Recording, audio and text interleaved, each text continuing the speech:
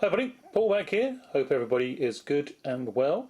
And looking at the 101 Films label here in the UK. Picked up over the last few months quite a few titles, and each one I receive just enjoy so very much, and thought it was well over time, well overdue to share some of this goodness with you just in case there's some of you out there that have not had the benefit of being aware of 101 Films, which is probably unlikely, or perhaps only picked up a couple of titles and interested in some more. Well, there's quite a little bundle here, and casting my eyes with full beamed glowingness over, and starting out with the Colossus of New York. Oh, what a great way to start indeed. Blu-ray goodness of one of the classics.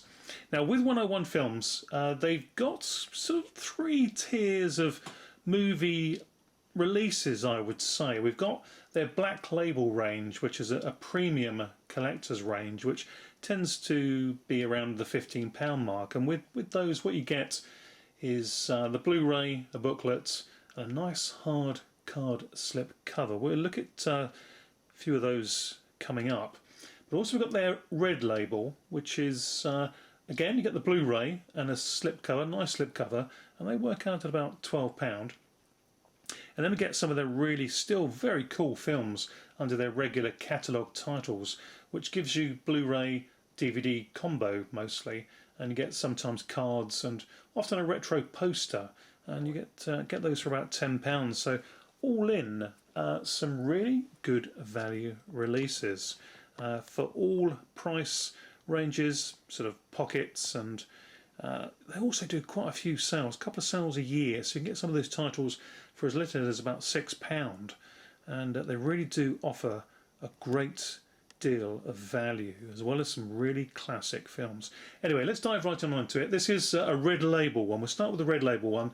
So this brand new, it's about £12, and so the Colossus of New York, such a good film. I mean, I only discovered this to watch myself in the last year, and I picked it up first on American NTSC DVD. This is a Blu-ray UK Region B version, but they don't skimp on anything. You get lots of nice bonus features here if you want to just have a little look at that, but also you get them in their original aspect ratio, 16:9 friendly as well. So you've got your 16:9 TVs, you're going to get those pictures expanded across the fullness of the screen, which is absolutely wonderful stuff.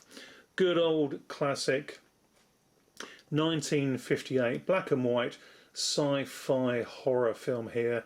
A brilliant but selfish, arrogant surgeon puts his dead son's brain into a giant robot body, very Frankenstein-esque in this one.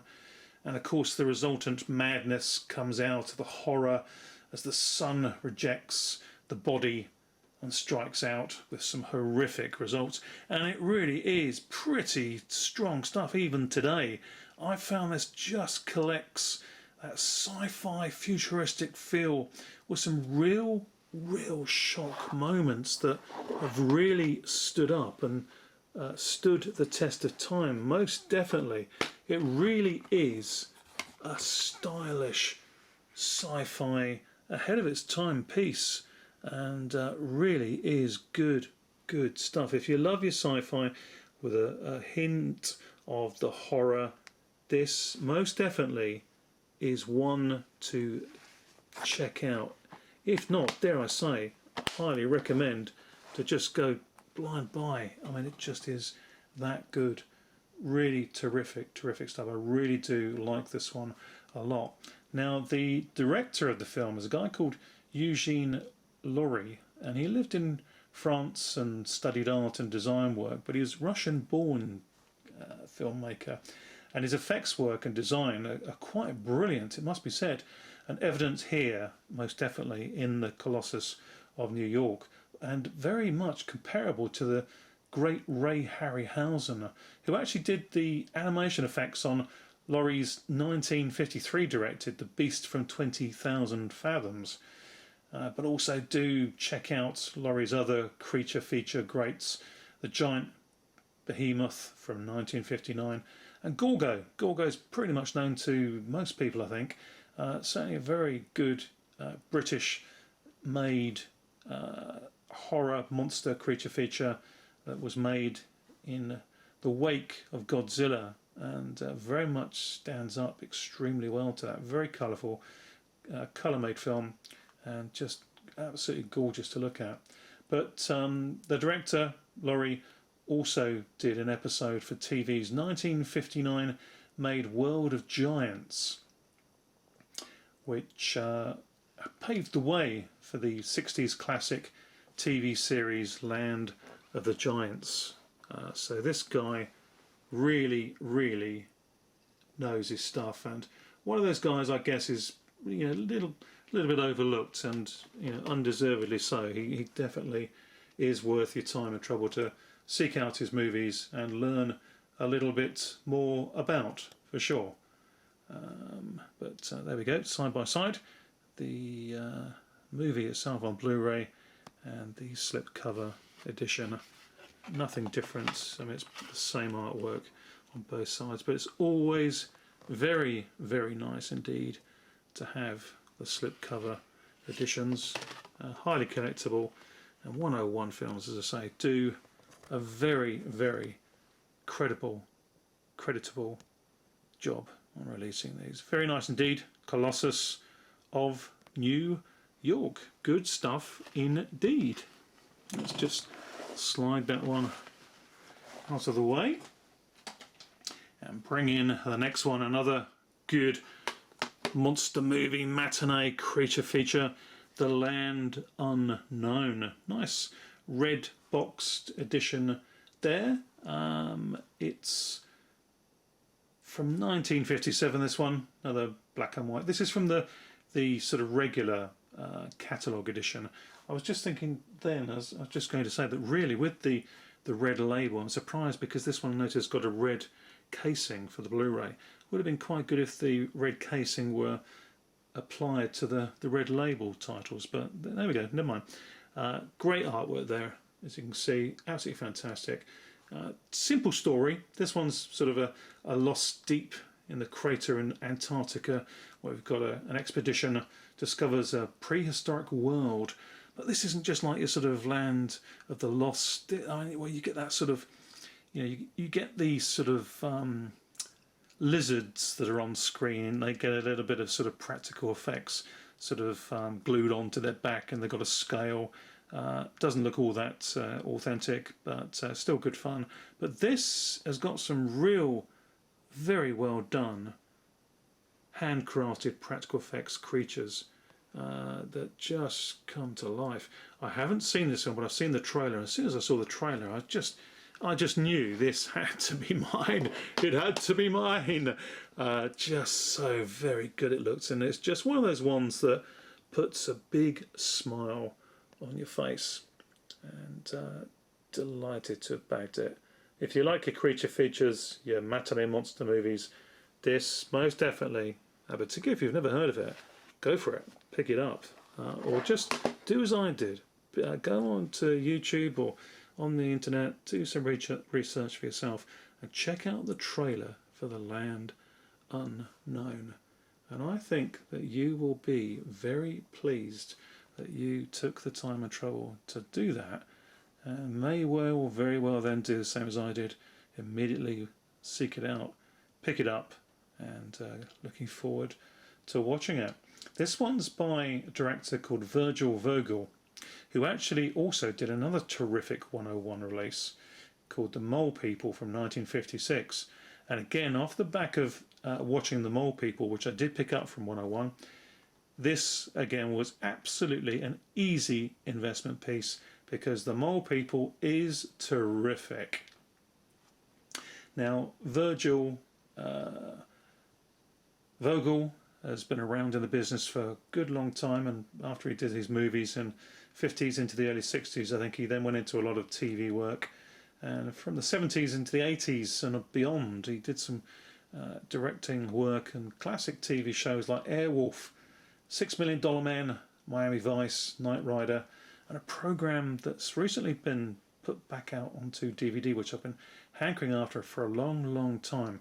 Good classic show from late 70s, 1979, The Fantastic Journey. He directed an episode of that, and that one stars Jared Martin and Roddy McDowall, another classic show. But Land Unknown, just can't wait for that horror monster prehistoric goodness to dive into that. Good afternoon viewing material for certain. Good stuff. Look very much forward to that. Speaking again of classic stuff, of course, we've got to go old school again. Project X, and this is from director William Castle, who I'm sure to any sci-fi horror fan is extremely well known. He really is the director and producer and great proponent of the gimmicks to promote films and entertain audiences, which he did gloriously well throughout the decades, really 50s, 60s, into the 70s, right through. I think the last produced film he did was 1975, another favourite of mine called Bug. I've got that on DVD, and another one that definitely could do with a Blu-ray release. You get the chance to see Bug, classic mid-70s monster horror film, just great fun. But again, this is one I've not seen before, but just the name William Castle definitely grabbed my attention. Bit of sci-fi goodness, and I believe there's a segment of the film that is actually animated and incorporated into the film, which might not sound anything particularly fantastic by today's standards, but of course back when this one came out, it is definitely, you know, a film that of its time, it was certainly ahead of its time. So again, very much looking forward to watching Project X. If you've seen this film, or if you've seen any of the other ones we've just looked at, please do, you know, put in the comments section what your thoughts are. Let me know how good this is, or if it's not as great as I'm hoping it to be. This, along with, you know, several of the titles we're looking at here, released for the first time on Blu-ray in the UK, and just so very pleased to be able to get hold of these in any shape or form. But with, you know, 101 films, you really cannot go wrong at all. And to have the option of being able to purchase these today in such, you know, high definition releases, original aspect ratios, uncut, just so very pleased indeed. So here we go. Is William Castle's Project X. Excellent stuff indeed, and no more so than one of my favourite 70s sci-fi piece of real classic goodness in Phase 4. This one's from 1974, and this is off of the black label, and immediately you can see there we've got the booklet, which is more than just your average booklet. It's very nicely done. I don't know how many, I think this is about sort of 60 odd pages, and it tells you all about the movie, and quite a lot of pictures inside as well, the history of the film, making of the film, behind the scenes, about the sort of people involved in front and behind the camera. Really in-depth stuff, and this is a nicely sort of hard card bound, nice high quality paper, sort of booklet, bigger than a booklet, smaller than a book, but I mean, just look at that artwork as well. I mean, that is classic artwork. I mean, that just really is. You got an ant coming out of a hand. I mean, it's just so good. Really like that a lot. And just the almost sort of post-apocalyptic end of the world scenario there. Look at that. Really good stuff. I mean, I just love this film. It's a really thought-provoking slice of possibility, as crazy as it may sound. You've got some in the story, basically, is you've got the star Nigel Davenport, who's a stubborn, typical scientist, very belligerent, won't listen to anybody else, thinks that he's right, but very good at what he does, but he's studying the ants. And all the while, as they go through each phase until we get to phase 4, he's unaware that the ants are actually studying humans, and they are becoming extremely smart. And there's some really nicely delivered thought-provoking moments and scare moments, and the ending is just so typically brilliant 70s, rendered and delivered to near perfection. I mean, if you've never seen this film, I cannot recommend it highly enough. Now, this being of the black label, this is where the harder card slip comes in, and you get the alternative artwork. I mean, I love that ant with the hand. You know, that's just really good stuff. When I talk about Adam Ant and Stand and Deliver, you've got to hand it to them with that. Brilliant stuff. But this is different artwork on the front of the slightly harder card protective slip cover. There you go, just give you a little bit of a side view of that, and just a little swing over the information on the back of the slip as well. But all in, this black label of 101 Films is really very good indeed. I do like these a lot, I really do. Let me know again, please, what if you've collected 101 films, particularly these black label ones, what your favourite titles are, which ones you have got, and which ones you may be thinking about picking up in the near future. There's some really good stuff that's been coming out from them, and I just really highly anticipate any announcements from 101 Films just in general, and it's just so very good. There we go, phase 4. Keeping it going, this time more on the horror side of things, and some, again, classic throwback horror. And this one, as you recognise there, the lovely Jamie Lee Curtis, and this one's the original. And I emphasise original because I really don't have any time or care for the remake.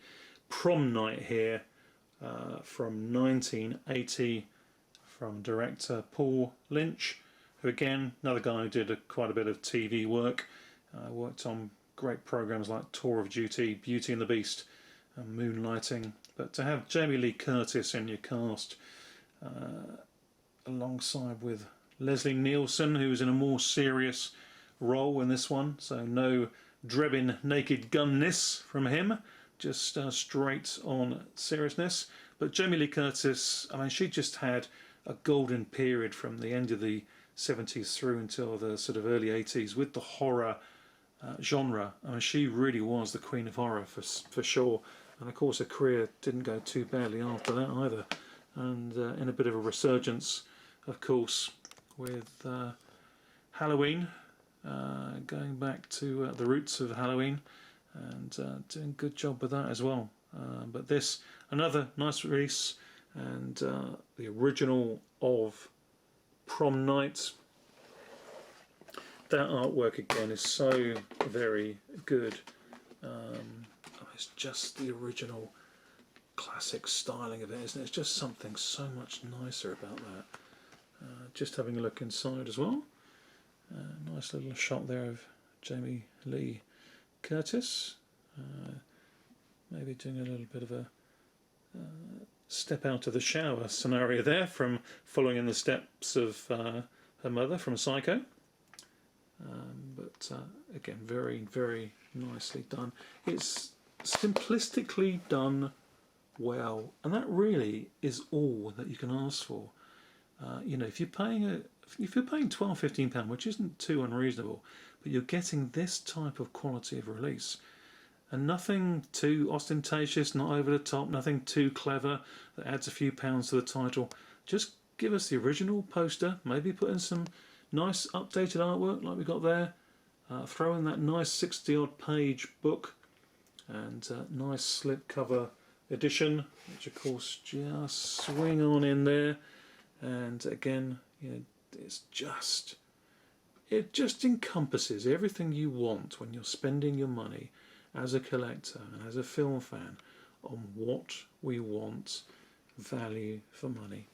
And 101, as I keep saying, and I apologise, but they've done a damn fine job and they continue to do so. So long may that please continue, because 101, you are right up there delivering the goodies, and we very much appreciate you for that. Excellent stuff. There we go, Jamie Lee Curtis with Prom Night. Good stuff indeed.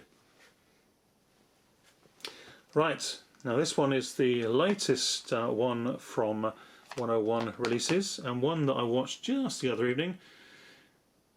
I saw this when it first came out. It was under a different title. Can't off the top of my head remember what that original title was.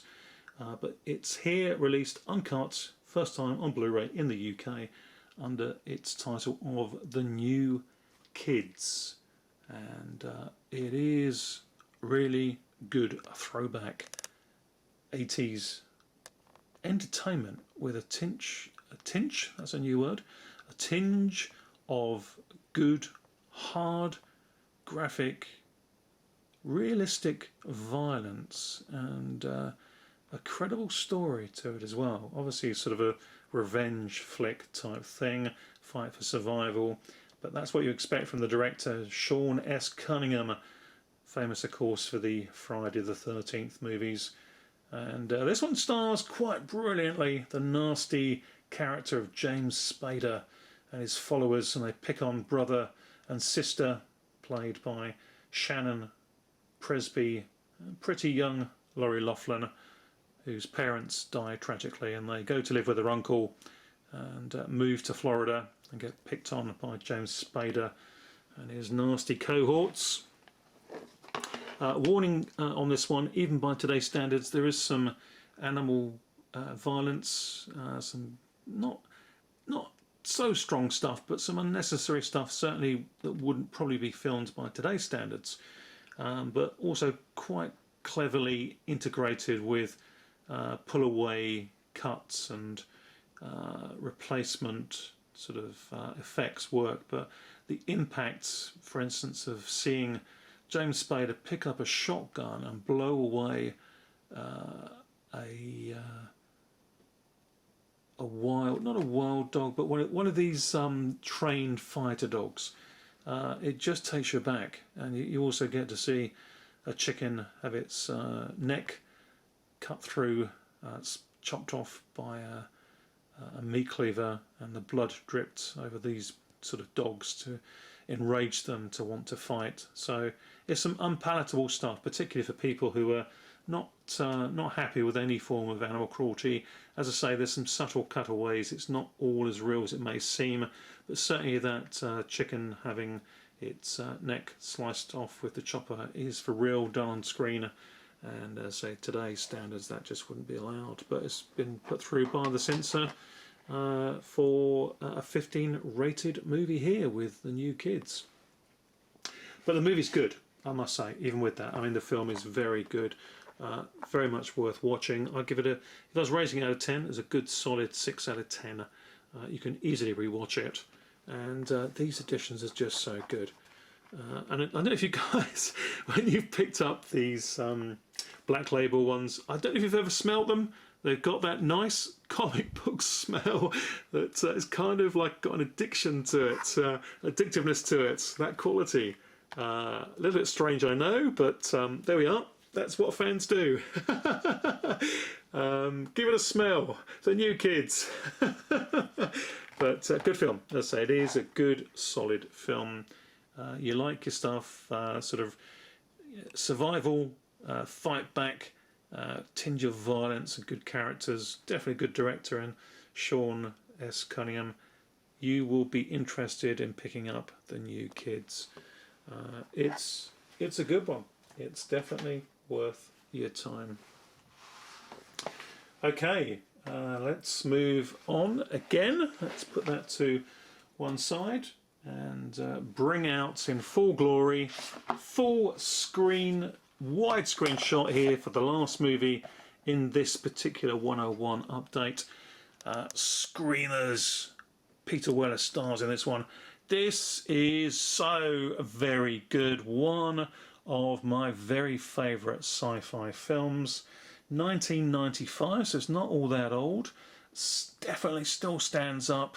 Lovely Blu-ray release of this film. It's just Philip K. Dick written sci-fi goodness brought to the screen. I saw this on the big screen back in 95, 96. Loved it. Bought it on DVD. Probably rented it on VHS as well when it first got released to home format. To have this released by 101 Films in this Black Label edition is just absolutely brilliant. It is a classic sci-fi. They don't make them like this anymore. This is probably one of the, although it's 95, as I say, it doesn't seem that old, but considering the way films are made today, this just is one of the last great sort of post-classic sci-fi horror films that came later in the day, but still by today's standards stands up so well. It's one of those films you can watch, really enjoy, and just think, you know, did they make this a couple of years ago? Because it really truly does stand up so extremely well. I love the film, I really do. It's just so good. Forgive me on these books, I mean, I'm not going to show you very much, but it's very difficult without creasing it back, which I won't do because I respect and love these things so much. When I read them, I gingerly flick through them and keep them in as pristine condition as much as I can, in the same way that I first picked them up brand new, so I'm not going to bend that open too much. But I do absolutely love Screamers, really good, and what a good way to end on this video from my point of view. As I say, Philip K. Dick, sci-fi written goodness, directed by Christian Duguay, who also did Scanners 2 and 3, not nearly as good as Scanners, but this one stars Robocop, Buckaroo Banzai, Peter Weller, as I say, and just, it really is fantastic. You've got the story, which is probably fairly simple but brilliantly done. On a sort of faraway planet, you've got these robotic devices which are first introduced to the planet to help the settlers and the scientists, but they get sentient life and start to evolve and grow. And what was sent out to protect the perimeters of the scientists in case there's any alien incursions, they become the threat, and they get trapped inside their own buildings by these almost sort of creature. Well, they are creatures. They do become creatures in their own right, but it's just brilliant, sort of evolving into these sentient beings. Excuse me. And you get these sort of dolls and almost people-like creatures that come out as well, and then towards the end almost completely replicating humans and other creatures. It's just so creepily stylishly done. Good stuff. And there's a sequel in 2009, Screamers 2 The Hunting, and there is a DVD double set of Screamers and Screamers 2 that you can pick up. Excuse me. So if you can't afford to get Screamers on Blu-ray, go hunt out that Screamers 2 2-set DVD. I think you still pick it up reasonably well, probably about £5. It's a really good one to have. I've got that. I won't be letting it go because I'm going to be keeping both. I mean, it's that good. But brilliant stuff. Do let me know what your thoughts are on 101 Films. Tell me what titles you've got, what you recommend, what you've enjoyed here. Hopefully more than one or two. And just, you know, have a great time. I can't recommend all of these titles enough. Really looking forward to sitting down again with Screamers, that's for sure. Till next time, thank you very much as always for watching, really appreciate it. Hope that you've had the time to spend. This one's turned into a 30-minute video, way too long, but hopefully full of some nice movies, little tidbits, and good stuff all round. Thank you for staying the distance, really appreciate your time, always welcome all of you every time, really appreciate it. Take care everybody, see you all soon, bye for now.